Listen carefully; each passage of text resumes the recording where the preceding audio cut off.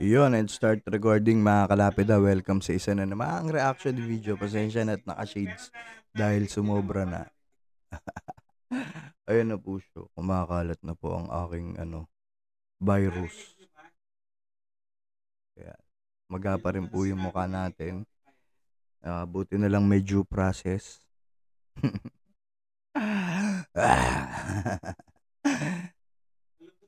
Ayun, welcome. Welcome mga kalapida.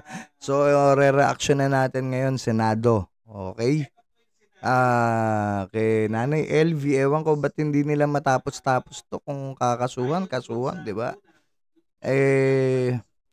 Hindi naman kasi sila dito yung mga tamang mag-aakusa or sila yung maghusga, di ba?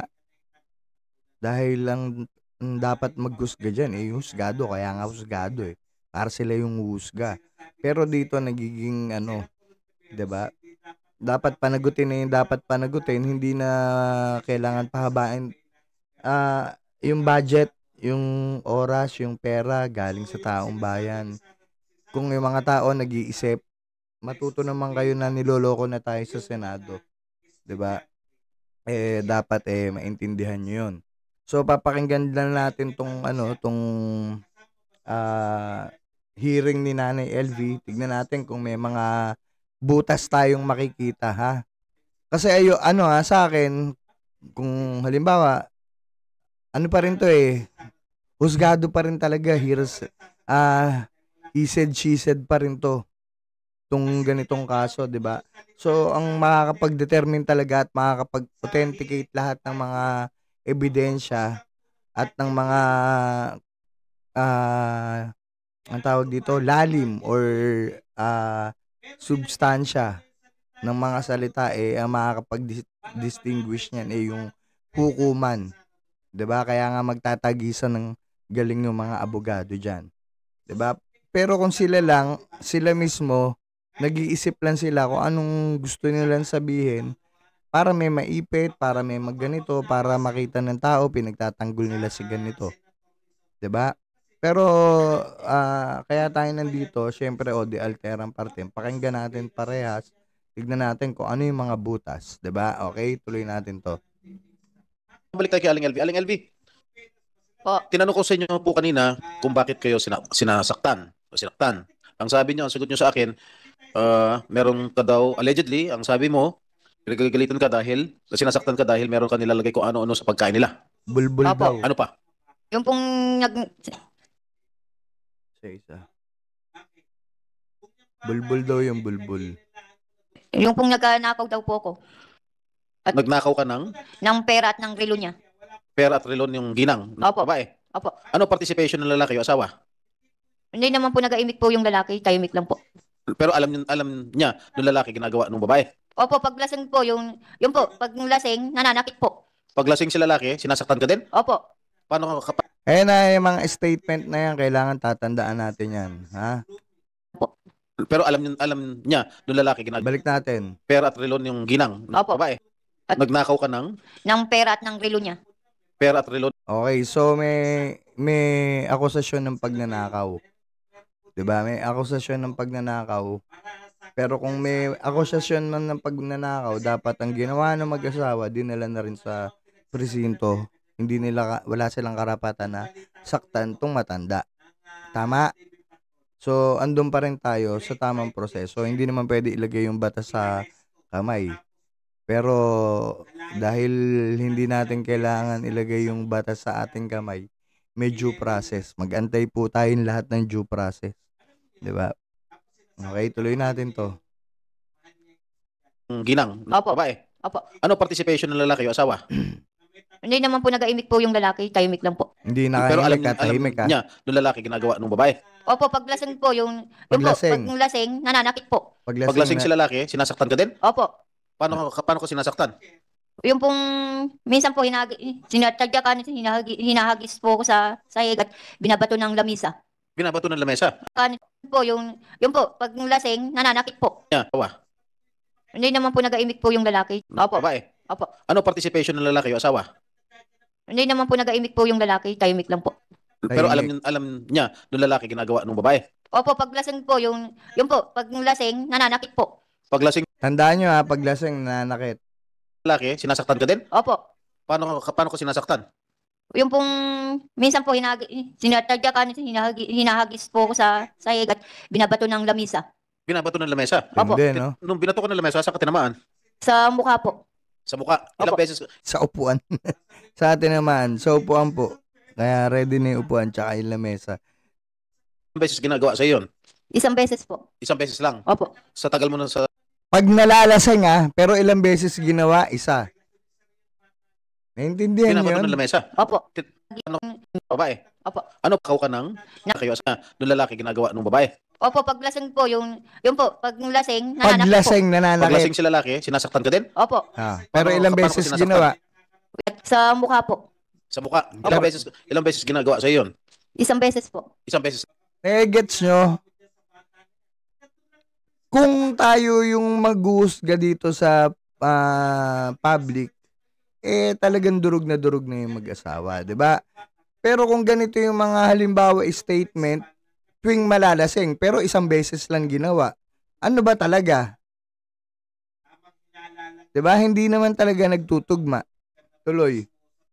Opo. Sa tagal mo na sa kanila, isang beses lang ginawa sa inyo. Pag lasing nga lang po si kuya. O ngayon, Kaya nga, ilang beses paglasing. nga siya nag-eat siya ng lamesa sa inyo? Tuwing lalasing?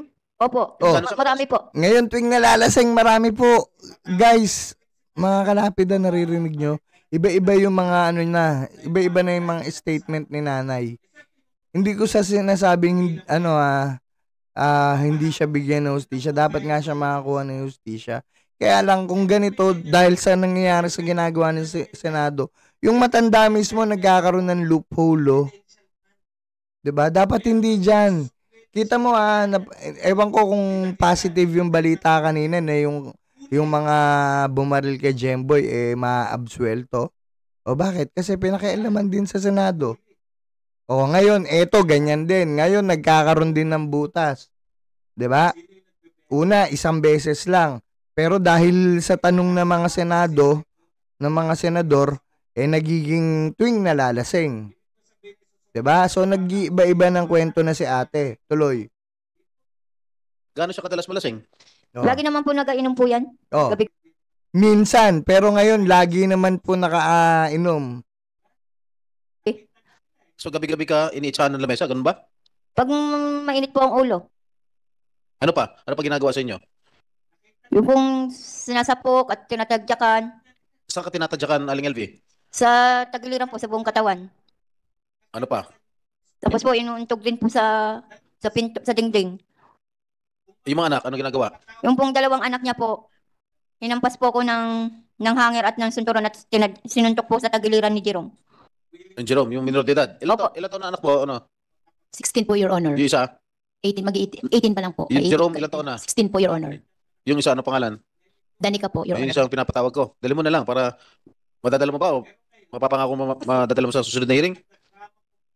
No, you cannot talk. Bakit bawal magsalita dun sa abogado?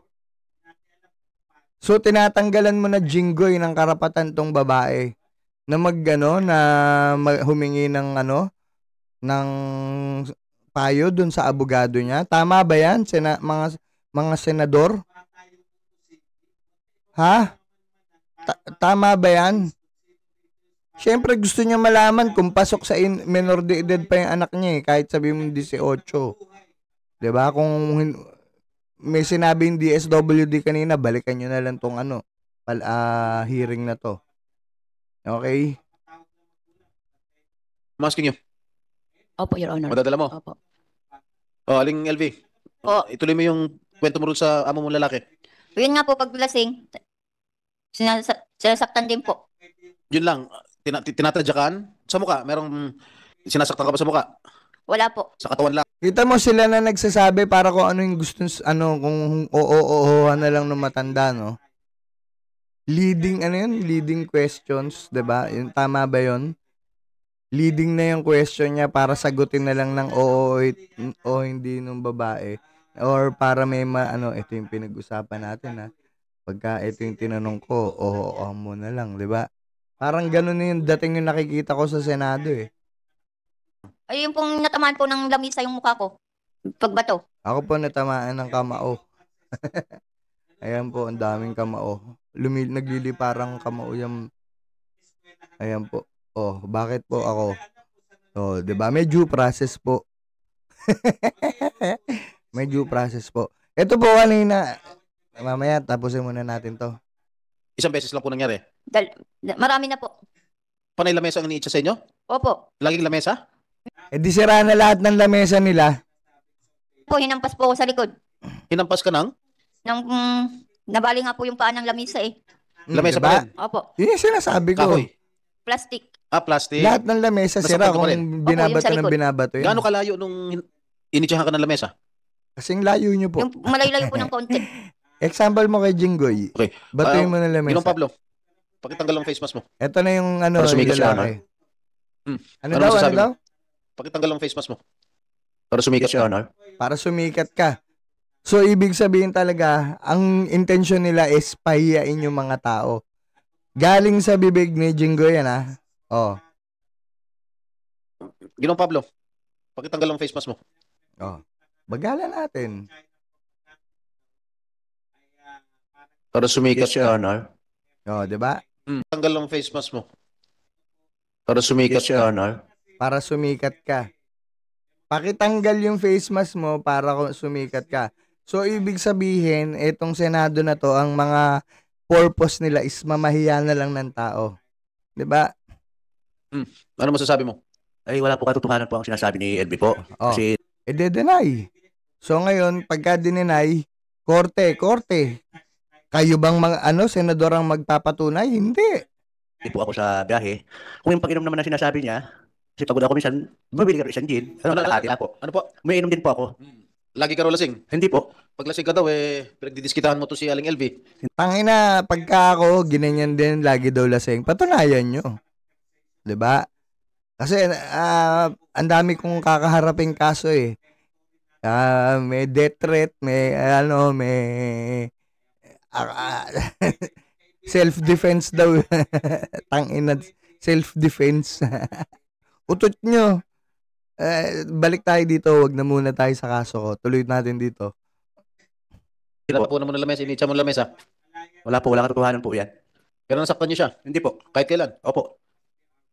Kontra doon sa sinasabi ni Aling LV. Wala po. Kahit kailan, pero yung asawa mo nanakit. Hindi ko po nakikita po kasi lagi po ako sa biyahe. Lagi ka lasing, kaya hindi mo nakikita. Hindi po. Laging nasa biyahe, pero ikaw nilalagay mo laging lasing, kaya hindi nakikita. Ito ba ang patas sa Senado? Ganyan ba? Kung bira lang ako po uminom. Sabi ni Aling LV, halos gabi-gabi, Hindi po. uminom ka. Walang po katotohanan po yan. Ibig sabihin, hindi mo nakikita yung asawa mo. Minsan nakikita ko po pagdating ko po na galing biyahe, pagbaba ng Ano ba trabaho paninda mo? namin po, Ano nagdidilig trabaho po mo? ako. Ano trabaho mo? Bumibili po ng paninda tapos nagdi-deliver din po. Bibili ng Mga paninda namin po na gulay. mga gulay. Opo. Sa palengke. Tapos, dito sa tindahan ninyo. Opo, saka dinideliver po yung iba. Anong oras? Anong oras trabaho mo? Bali pag ang oras po, kahit hanggang hapon, hanggang uwi kami na makapag-deliver po. Usually, anong oras ka umuwi ng gabi?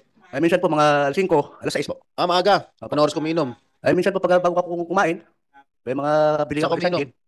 Mga kalahati po, siguro wala ko Saan kasama. ka umiinom? Sa bahay o sa labas? Hindi po, sa bahay po. Sa loob ng bahay. Aling LV, nakikita mo ba yung amo mong lalaki umiinom sa loob ng bahay? Opo, sa tindahan. Doon po siya nag-iinom sa may kusina. Sino kasama? Siya lang po. Hmm. Minsan, pag marami sila doon, yung boy namin, pag nagkakatay po sila ng baka. Saan sila nagkakatay ng baka? Doon sa tindahan? Sa palengke? Sa katayan po ng baboy, yung anong tawag doon? Opo. Pero ang galing ha, alam na alam ni Aling LB kung nagkakatay sila. Ibig sabihin, nakakalabas siya hanggang katayan, kung saan man yung katayan na yun. Alam nyo, pinapaalahan ko lang itong dalawang Ito na. mag-asawa. Kung natatandaan ninyo, Sige. meron isang kasambahay nung araw, nagangalang Bonita Baran. Yung amo, yun, mag-asawa rin, Chinese, of Chinese descent. Pinapunta ko rito, Oh. nung pangalawang termino ko bilang senador, Oh. pinlansya po yung muka ng Oh. kasambahay. Oh. At nagsinungaling dito sa komite. Oh. I am warning you, both of you. I'm warning both of you. Oh. Dahil pag oras na napatunayan namin na kayong dalawa nagsisinungaling, Oh. pakukulong ka namin. Oh. Bakit? Sino ba dapat magpakulong? 'Di ba? Kasuhan ni Aling LB itong dalawa. Hindi ikaw ang magpapakulong. 'Di ba? people of the Philippines ba pagka pwede, 'di ba? Versus dun sa mag-asawa. Okay? Pero wag mong hindi ikaw yung bida. Hindi ikaw yung bida, Jinggoy. Okay, tuloy. Okay? Yung dalawang amo, yung mag-asawa nung araw, yan ang lansya ng mukha kay Bonita Baran. Nasintensyahan yun. Oh, sinong nagsintensya? Ikaw? Husgado. So dumaan sa proseso. Hindi sa inyo. Huwag kayong mayabang. Buhay. Reclusion perpetua. Oh, alangan naman ikaw yung humatol ng reclusion perpetua doon. Siyempre, yung husgado. Namatay na lang yung amo, yung babae. Nakukulong habang buhay sa Muntinlupa, yung lalaki. Oh, ano naman? Pag kayo nagsinungaling dito, ganun din mapupuntahan ninyo. Hindi, pag nagsinungaling dyan, hindi. Diretso muna, may proseso, may husgado. Huwag mong sabihin dahil nagsinungaling sa Senado, kaya nakulong, di ba? May ginawa sila, napatunayan sa husgado. Huwag ganun, Jinggoy. Parang bata naman yung mga tinatakot mo. Alam nyo mga tanga na lang yung mga naniniwala sa mga pinagsasabi ng mga ganito. At seryoso ko dito. Sino ba nakikipaglokohan? Seryoso naman yung kaso ng matanda. Seryoso ko dito sa kaso to. Kaya nagkaroon ng batas kasambahay. Dahil kay Bonita Baran. Dahil sa pagmamalabis, pagmamaltrato sa kasambahay. Okay, magsinungaling. Ngayon pa lang, parang sa akin pakiwari, parang sisinungaling na kayo. Pakiwari mo yun. 'Di ba? Kung dinadaan nyo na lang sa due process, baka mamaya mabutasan na naman kayo dyan. Mawawala na naman yung kaso, imbis na mabigyan ng hustisya si nanay. 'Di ba?